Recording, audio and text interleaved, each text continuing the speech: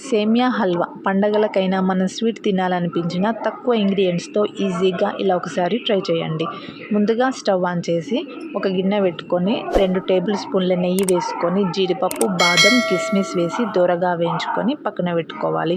అందులోనే 2 కప్పుల సేమియా వేసి దోరగా వేయించుకొని ఇలా బ్రౌన్ కలర్ వచ్చే వరకు వేయించుకొని పక్కన పెట్టుకోవాలి. అందులోనే 1 కప్పు షుగర్ వేసి ఇలా కరిగాక 1 గ్లాస్ వాటర్ పోసుకొని ఈ కన్సిస్టెంట్లో వచ్చాక 1 స్పూన్ యాలకుల పొడి వేసుకొని మనం వేయించుకున్న సేమియా కూడా వేసుకొని లో ఫ్లేమ్లో 15 నిమిషాలు కుక్ చేసుకోవాలి.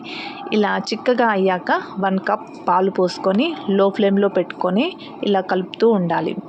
ఈ కన్సిస్టెంట్లో వచ్చాక మనం ముందుగా వేయించుకున్న బాదం, కిస్మిస్, కాజు వేసి ఇలా ఒకసారి కలిపి స్టవ్ ఆఫ్ చేసుకోవాలి. అంతేనండి, సేమియా హల్వా రెడీ అయిపోయింది. సింపుల్గా, ఈజీగా, క్విక్గా అయిపోయే రెసిపీ అండి. మీరు కూడా ఒకసారి ట్రై చేయండి. మన ఛానల్ సబ్స్క్రైబ్ చేసుకోండి ప్లీజ్. Thank you. బాయ్.